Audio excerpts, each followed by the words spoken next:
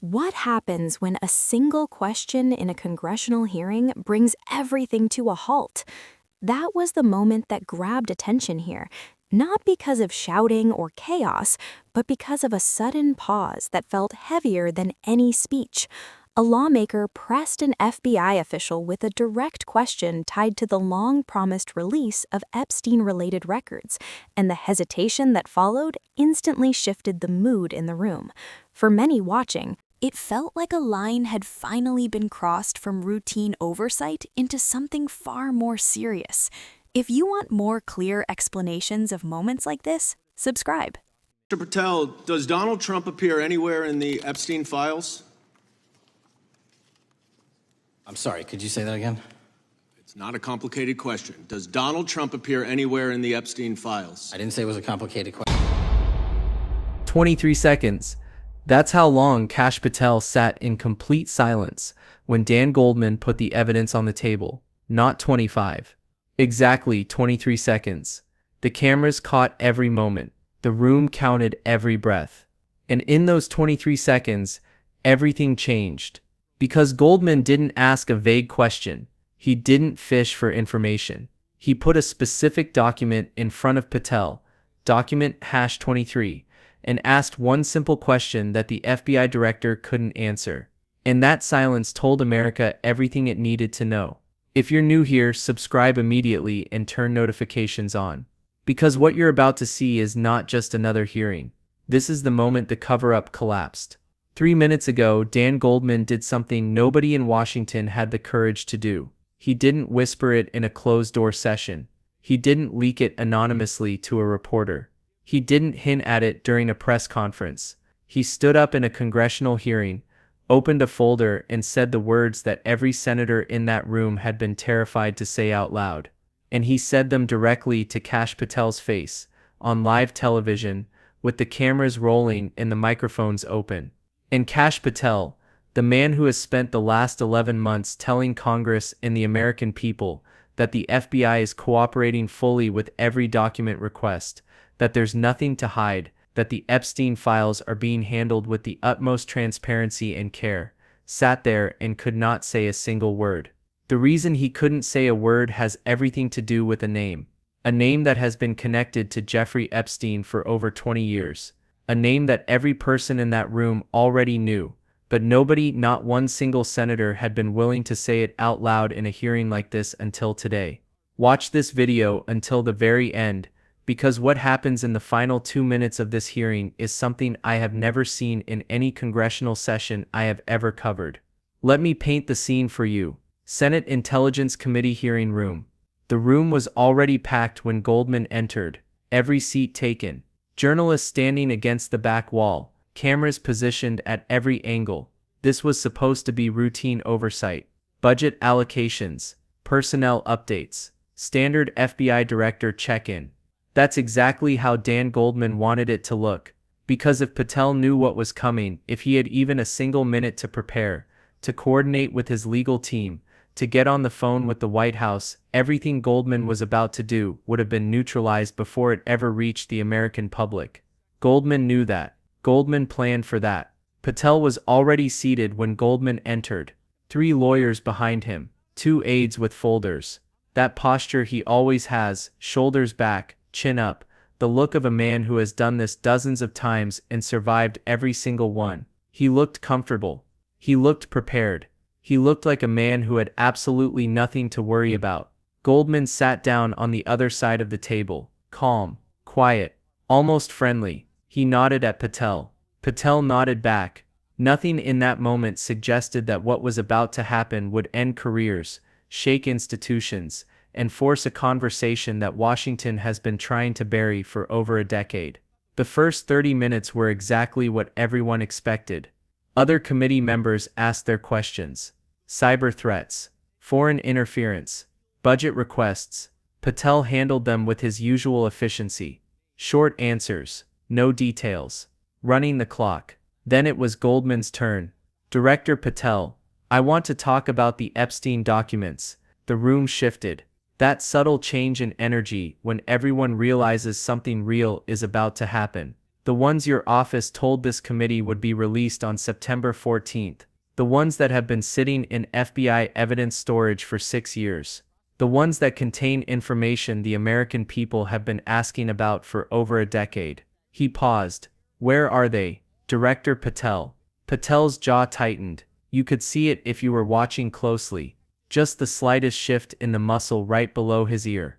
Senator, as I have stated in previous testimony, the FBI is committed to releasing all documents that can be released within the bounds of our legal obligations and national security considerations. Goldman nodded slowly. That's not what I asked. I asked where they are. And here's where Patel made his first mistake. He hesitated. Not a long pause, not something most people would even notice. But Goldman noticed. The cameras noticed, and the room noticed. Because in that half-second of silence, Kash Patel made a decision, and the decision he made is the reason everything that followed went the way it did. Goldman pulled out a document, single page, unclassified. He held it up so the cameras could see it clearly. This is an internal FBI memo dated October 3, 2025.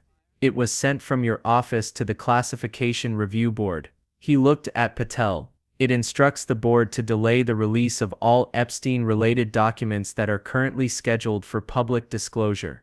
He set the memo down on the table. Would you like to explain this to the committee, Director Patel? Patel's lawyers shifted behind him. One of them leaned forward to whisper something. Patel didn't look at him. Senator, classification reviews are standard procedure.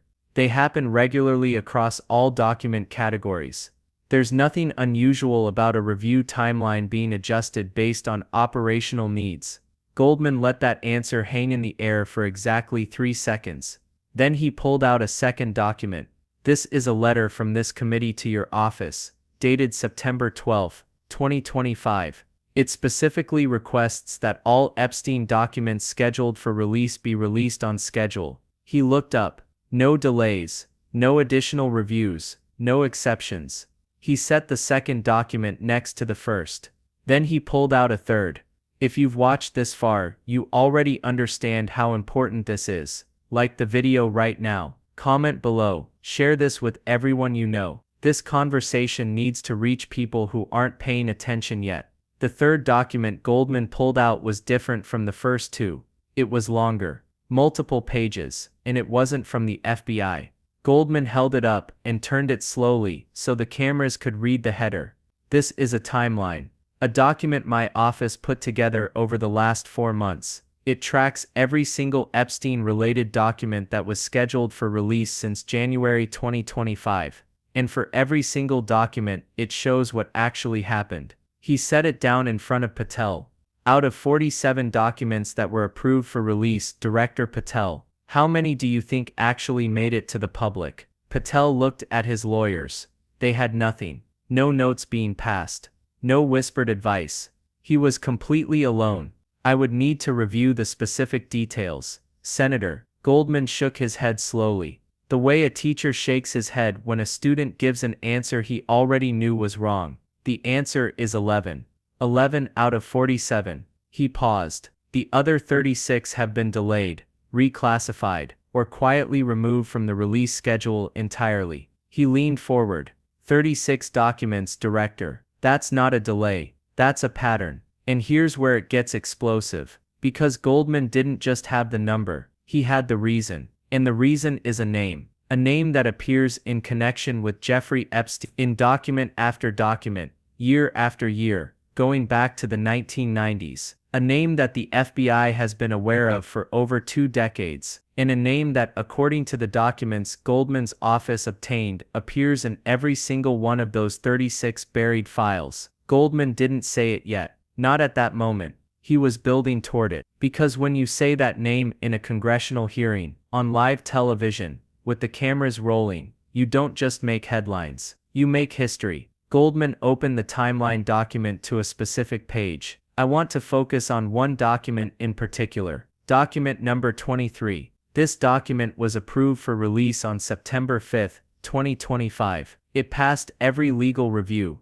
It was cleared by the Classification Board. It was scheduled for public disclosure on September 19. He looked at Patel. It never came out. Why? And here's what changes everything about this story. Document #23 is not just any file, it's witness testimony. Testimony connected to Jeffrey Epstein's Palm Beach property. And that testimony contains specific information that Patel has been working very hard to keep sealed. Goldman pulled out another document. This is the classification status of Document 23. On September 18th, the night before it was supposed to be released, it was reclassified from approved for public releases to requires additional review. He set it down. Who ordered that reclassification? Director Patel. Silence. I'm asking you a direct question. Who ordered Document 23 to be reclassified the night before its scheduled release? More silence. Was it you, Director? And this is where the 23 seconds began. Patel sat there, staring at the document in front of him. His lawyers behind him were motionless. The room was absolutely silent.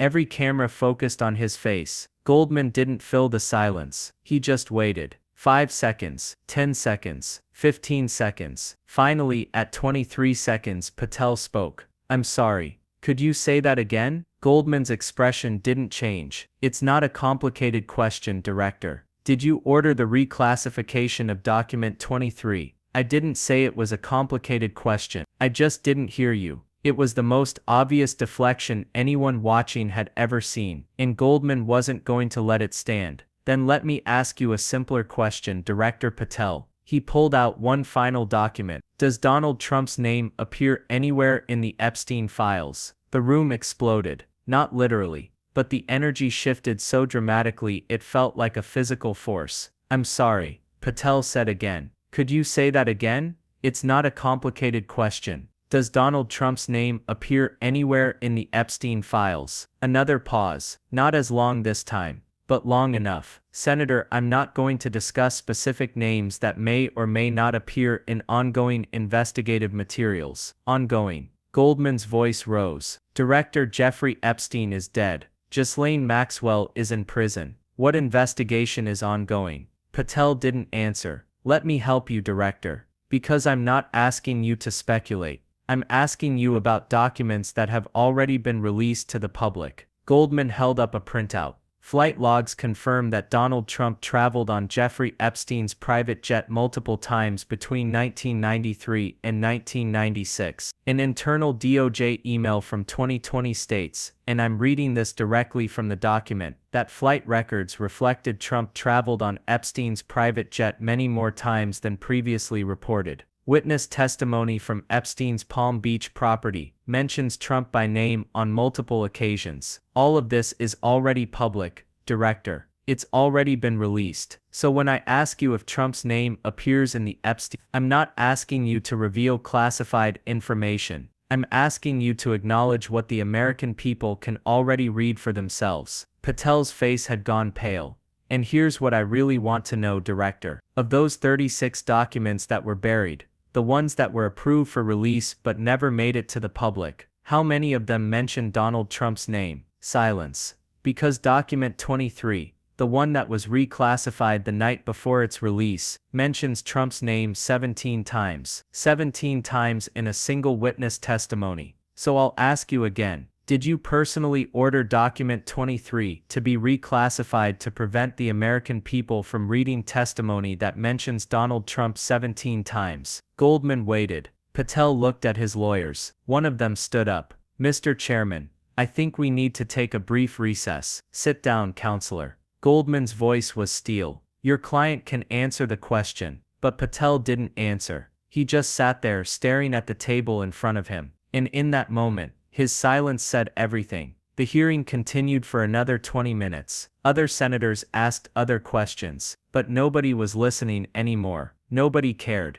Because Dan Goldman had just done what nobody else would do. He'd put the documents on the table. He'd traced the pattern. He'd named the name. And he'd forced the FBI director to choose between answering honestly or sitting in silence. Patel chose silence. And that silence confirmed what millions of Americans have suspected for years. The FBI has been protecting Donald Trump's name in the Epstein files, not because Trump has been charged with any crime, not because there's proof of criminal wrongdoing, but because the documents show connections that are politically explosive. Flight logs, witness accounts, internal FBI discussions about how to handle Trump's name in the files. And Kash Patel, the FBI director, has been systematically burying every document that makes those connections clear. 36 out of 47 documents buried. Document #23 reclassified the night before release. Trump's name mentioned 17 times in a single testimony.